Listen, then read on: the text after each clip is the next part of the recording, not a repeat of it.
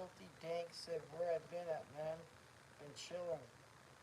The war report. What up, Bato? Chilling? Yeah, I've been chilling, man. Fucking, you know, just sitting in the background.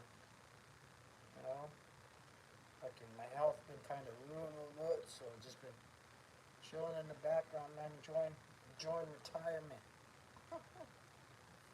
Enjoying retirement, brother. You know, Abraham Morales. Yo, what's up, OG? What up? Smash that thumbs up, brother. Everybody check in. Everybody's watching channel. Check in. Hit a thumbs up. You know what I mean? Everybody check in. Hey, Cobra, is that you, the war report? My boy? What you think of Omayo kidnapping? I don't think it was a kidnapping, you know? I'm riding the bus through East Diego watching this. May God bless and protect you and your family. Isaiah Eyes. That's right, big dog. Thank you, man. I appreciate that.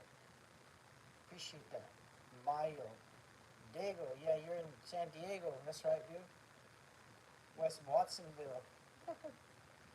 West Watsonville. There you go. You know? Can't go wrong with a little bit of San Diego, homeboy. That's for damn sure. I'm kind of bulked up, though, like Wes Watson now, huh? Homie. You know, CG&G been coming up lately. It's the same, man. I mean, a lot of people think, oh, they've been coming up, they've been taking over territory with us. They're not really into that much. I think they're at a pinnacle where they've taken over mostly what they wanted to take over, and they expanded where they wanted to expand to. So, you know, don't get me wrong, they probably, you know, got a couple places more in mind and stuff like that, but there's always room for growth, but, you know what I mean? I think they've reached a pretty good place where they're at, you know? Rod Ramon, what's up, Dirty Bird? Smash that thumbs up, Rod Ramon. Show these people what's up. It says, I'm bigger than Wes Watson naturally. Damn, you're big ass full then. Yeah, I was busted with Wes Watson for a little bit in the Orange County jail. You know what I mean? Good old Wes Watson. This is EDU. What's up, carnal? That's right, big dog. That's right. Smash that thumbs up, guys. Smash that thumbs up, and subscribe to my new channel. It's in the bio, bro. It's in the bio right there. Smash on it. What do you think of that Cobra 11 viewers? War report. War report, brother. That's right. Yes, sir. Man, dude, earlier, man, you know, stomach ache, man. Stomach ache. Bad. I was fucking in the shitter. Yeah, I feel like they have gained more respect than the Sinaloenses, well, the Somalians, because they aren't hunting. They're not turning in their people. You mean the Sinaloenses? Because all I read is Somalians in that motherfucker, filthy dick. But yeah, that's one thing. Working with Sinaloa, man, their bosses have been notorious for turning you in, man. Notorious for that. They've been known for doing that for a long time. Those dudes turn you in a heartbeat. That's what I've been told, man. From a couple of people. A couple of people I was in prison with told me that. You know, they're like, they'll turn you in a heartbeat, dude. I was like, shit, in a heartbeat? They're like, yeah, the heartbeat, you know? The guy's name is Doggo Mark. Oh shit, Doggo Mark. That's right. I have no idea what you're talking about, brother, but yeah. Yep. But yeah, they're notorious for doing that. That's what I was told. Also, they were notorious for turning people in. I mean, a lot of these big organizations are, you know, La Familia Michoacana, the Juarez Cartel, the Tijuana Cartel. Most of the big, you know, names are known for turning people in, you know? That's for damn sure. Damn, people fell off. I had fucking 10, 11 people watching, and bam, 4. people fall off. Yeah, but man, a stomach ache earlier. My stomach was hurting, bro. Hurting, hurting. I'm on some antibiotics right now. Some real strong. It's called a Z-Pack. It's like um, it's like a really strong antibiotic, like strong as hell, strong antibiotic. It's like a they give that like really. It is Sinaloa still the cartel with the most morals. For his time over with that, it's just a pure roll with everyone. Um, you know, they were always known for what some people would call a gentleman cartel. I don't know how gentleman it may be, but um, they were considered pretty straight shooters, pretty pretty pretty respectful to women and children. I'll leave it at that. No cartel has morals, just personal interest. That's right, Filthy Dank. Filthy Dank knows what's up. Filthy Dank knows what's up. You know what I mean? Definitely knows what's up. Personal interest is something that drives a lot of these cartels. I mean, look at the war that's going on in Sinaloa right now with Chapo's kids, Don Mayo's kid.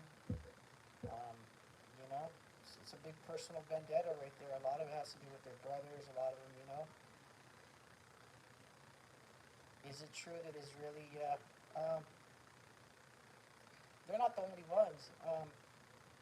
I'll give you guys an example. The Sinaloa has a branch of uh, the Salazares.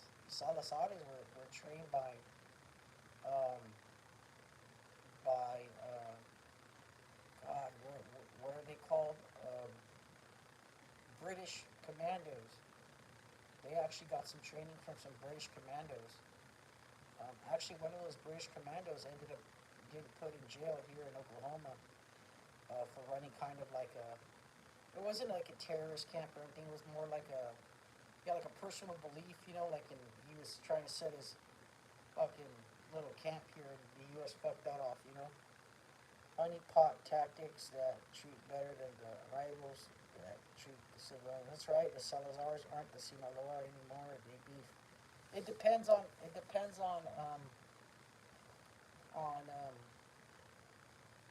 on their tactics, man. A lot of these guys have different tactics. Like they definitely have their own agendas that they're trying to prove and get along and trying to advance themselves in their criminal career. At the end, it comes down to one thing, and that's money. These guys are like any business, any corporation. They want to make as much money as possible and get to where they need to get to. It's just something that a lot of people don't understand. It's a business. Maybe that's why Don Mayo was so successful. He ran his his cartel like any Fortune 500 company. And sometimes some people's got to go, some people got to stay, and you know, um,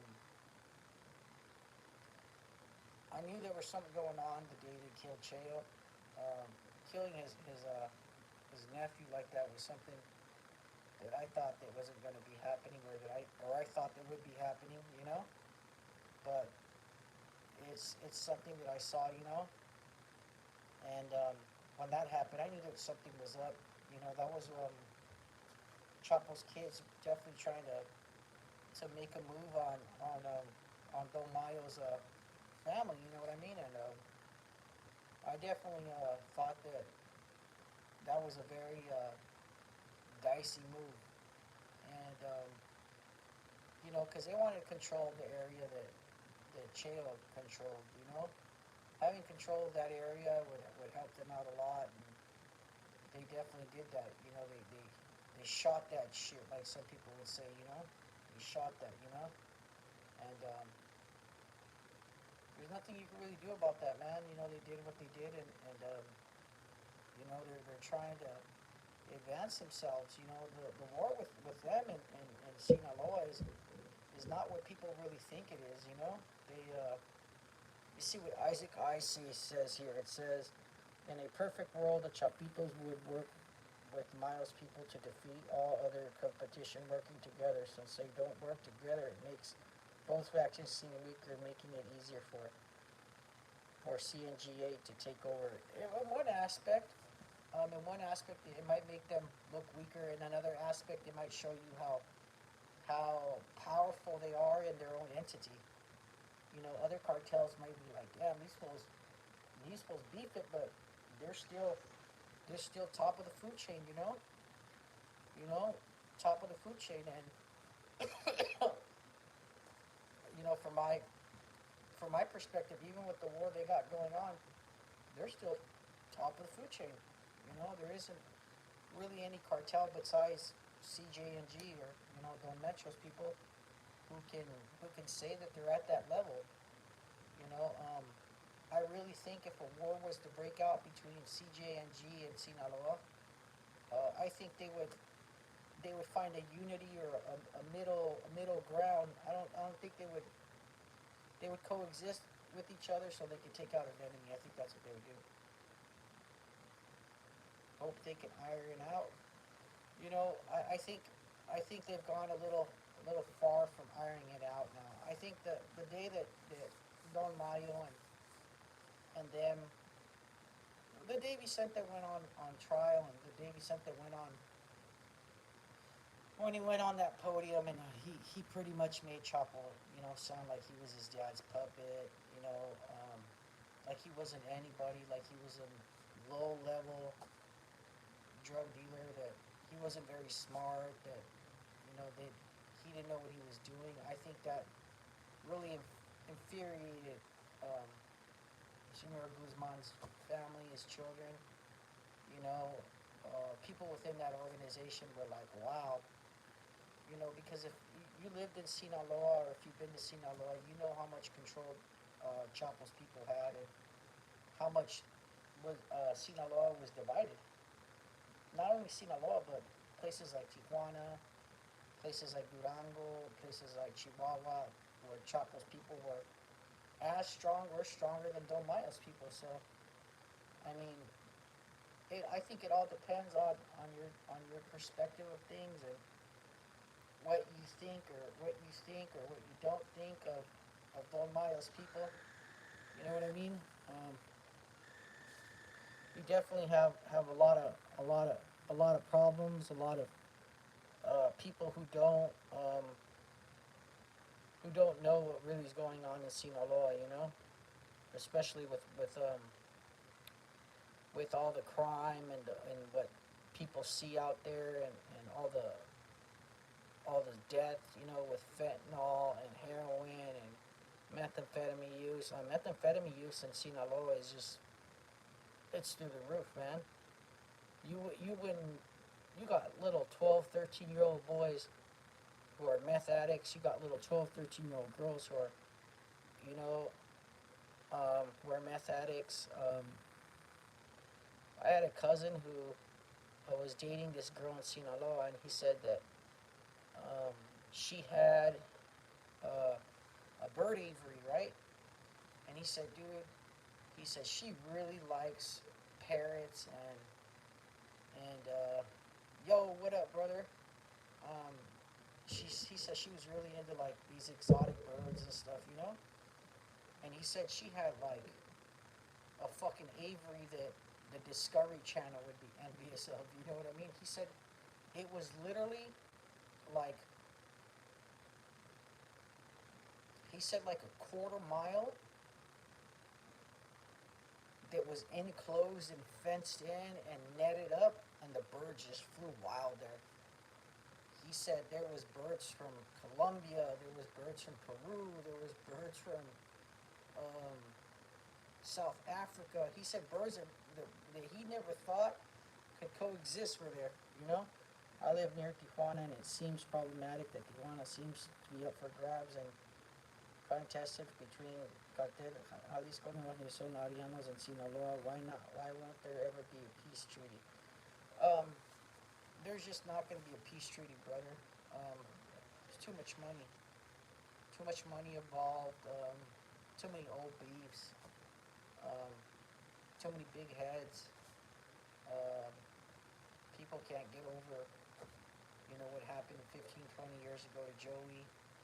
Um, as for Tijuana would be such a powerhouse if the kids who live there would be loyal to Tijuana. The problem with Tijuana is that it's a border state, and those kids are very influenced by the U.S., and they want to live like their cousins in the U.S., and they know they need that money, that greenback. And the sad part about them is I have a personal experience with that. I have a cousin, well, not a cousin, I'm sorry, a nephew, who was killed for being a chapulín. And if anybody knows what a chapulín means, is that you work for one organization and you jumped into another one, and work for another one. And, he originally worked for the Ariana Felixes, then he worked for the Cartel Jalisco Nueva Nación, and then he ended up working for the Sinaloa cartel. And I believe that he was kidnapped by someone. We never knew who it was, but they got him.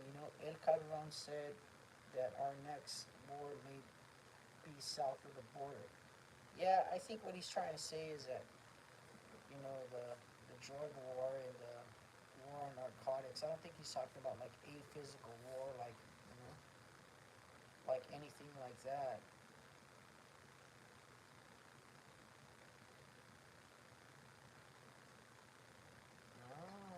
How you feeling?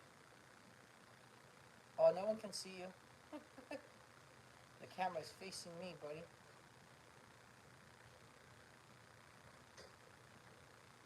My girl just came out. She fucking zoomed back into the room. I'm like, they can't see you. The camera's facing me.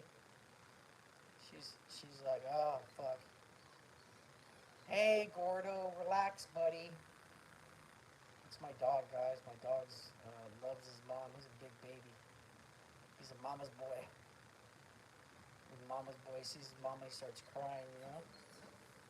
He'd be like, oh, my mom's here. But yeah, El Calderon is somebody who's worth, from what I heard some stories about El Calderon that I'm not going to get into, but I heard some wild out stories about that dude. So it is what it is, man. He does have some good information. He used to be a cop in TJ. Yeah, he used to be a cop in TJ, that's for sure. He was a cop in TJ, Probably a cricketer than a politician, as somebody would say. You know what I mean? Cricketer than a politician. Can you really trust what he says? I would say that take what he says with a grain of salt, as I once heard someone say once. Take what he says with a grain of salt. I'm not saying he lies. I'm not saying that he tells the truth. I would just say, just listen, but that doesn't mean you gotta hear. You know what I mean? It doesn't mean you gotta hear.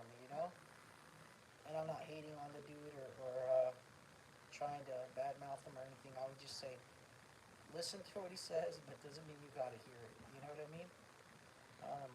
At the end, you're your ultimate own judge of things, and you can find out if this guy's real or not, and just by the way things work out for what he says.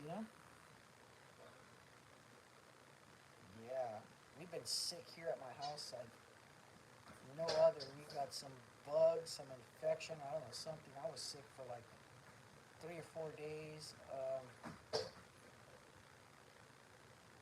Had a really bad cold. Um,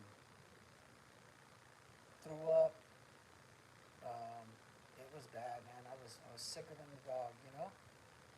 But hopefully I'm gonna get better. You know what I mean? And things will move on from there. It's sad that young men kill each other, and you don't even know on behalf of the old man that did they know each other.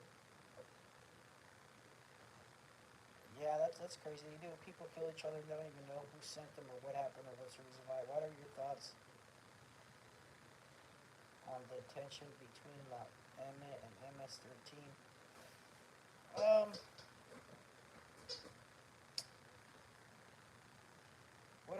thoughts on it. Um, this is my thoughts on this and my opinion. I'll make it. It's a touchy subject, so I'll make it quick. Um, Always remember that the MN brought in MS-13. I feel that MS-13 is um, like a hurt employee who doesn't feel they're being recognized for their work. Leave it at that. War is when the old and the bitter convince the young and naive to kill each other. Yeah, sounds about right. Guys killing each other over beefs about stuff that they don't know nothing about. You know what I mean? That's for sure. Makes a lot of sense there. A lot of sense. A lot of guys killing each other over things that they have no control or nothing about. And at the end, it is what it is, guys. Filthy Dang, Mr. Manifest, MS-13. Yeah, I knew a couple of those guys. The ones that I think are crazy as fuck are the real MS guys, or the ones from El Salvador. Not any of the U.S. guys, but the MS guys from El Salvador. Those guys are vicious, dude. I've been in prison with some of those dudes and fucking far the fuck out, man. Like, guys that, shit, man. I'll just leave it at that, man. These guys they're with the business, as some of us would say, It says, let me see what it says here. Alright. Yes, sir.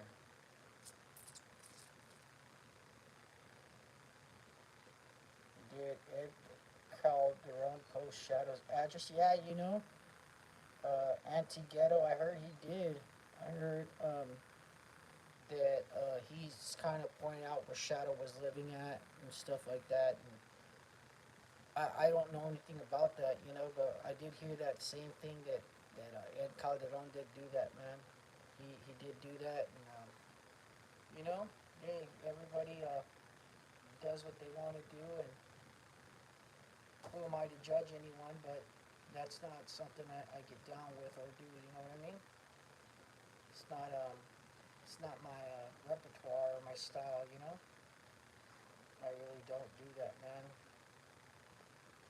Really don't do that. Yes, sir. It's not something I see the Aliens ones are crazy as fuck. Yeah, they're alright. I think they're like anyone else. There was a time in America where we were scared of the Colombians, scared to death about them, and I think the Venezuelans are on the same path of that. That people are like, oh, the Venezuelans, the Colombians, they're on the same track. Everybody was scared of them too. There was a time in the '80s where people were shitting bricks about the Colombians. Early '90s, I remember that. I was a kid. They were going crazy with them. I hope Shadow is okay. Yeah, me too, man. Shit, I don't wish ill regards towards anyone, man. I want to see everybody rock out with their cock out, man. And hopefully Shadow makes it out of wherever he may be. Omar Castaneda, what's up, brother? That's right. Omar Castaneda, one of the original ones. Yes, sir. Hey, Omar, wasn't it your grandma the one that used to watch my show? Was it your grandma that used to watch my show? You said? You said your grandma used to watch it. Hella Colombians out here in D.C. Yeah, yeah, yeah. This fool. Anti-Ghetto said, this fool. Yeah. Oh, well, they had a lot of Colombians in D.C. There's a fucking ton of them in Florida. Fuck. There's a lot of them. Bunch of maricas. Bunch of maricas in Florida. Dang, the motherfuckers look like they died, and that's what Florida looks like. It looks like they died and went to Florida in Colombian heaven. Florida, man. Tons, tons, tons. That's for sure, tons. Even kind of itchy in his mouth. Yeah, but man, tons of them. That's what Florida's like. Well, the Colombians, and a lot of it has to do with the 80s with Escobar and all the coke and all of that, sending guys over there to go live, and that's where they were living at in Florida. They did their whole base out there, and they were, selling dope and getting rid of all sorts of shit, in Florida. That's one place they were at for sure. Was in Florida. I mean, sure, that's where all the Colombians are doing their business was in Florida. It says Biggie Small said in his rap, getting tied up by Colombians caused 80 grams was missing. Because 80, yeah, 80. Sounds about right. My next door neighbor in South Carolina was a Colombian chick who stabbed her husband to death. Crazy bitch. Yeah, I bet. That's a crazy bitch. Them Colombians got fucking short temper. That's one person I wouldn't fuck with. Some Colombians. Motherfuckers kill you, slit your throat, pull your tongue out, and give you a good old Colombian necktie. You know? That's one thing I wouldn't do, fuck with some Colombians. Motherfuckers are worse than the Venezuelans, that's for sure. Fucking, for a long time, that's what a lot of the Mexican cartels did. They cut out the Colombians now. The Colombians used to be their main resource for cocaine, and the Mexicans cut them out. There isn't any more Colombians dealing dope and doing stuff anymore. They definitely got cut out. They got cut out of the business, man. Alright, guys, it's your boy OG Black. I'm gonna let you guys go today. I promised you guys I'd be on for a little bit today, so that's what I did, man. Dude, are you on wealth or knowledge? Thank you, man. I am, man. I'll subscribe to my new channel. It's called The OG Show. I'll put it right here. It's in my bio in this, if you guys look up my bio, it's there. Let me see. Hold on. The OG Show. That's what it's called, man. You guys can look it up. I don't know if I spelt it right, but look it up. Subscribe to it. I'm gonna get my new channel rolling. This channel was never monetized, so I just do the lives on here for right now. Once I get a ball rolling on the other channel, I'm gonna start posting videos and stuff like that, man. You guys have a good night, and I'm out. It says take care, homeboy. I hope to tune into some more shows. Yeah, Manifesto. It's gonna be every night except for Saturday and Sunday, man. I'm gonna go back to the old reliable OG Black, man. You guys have a good one.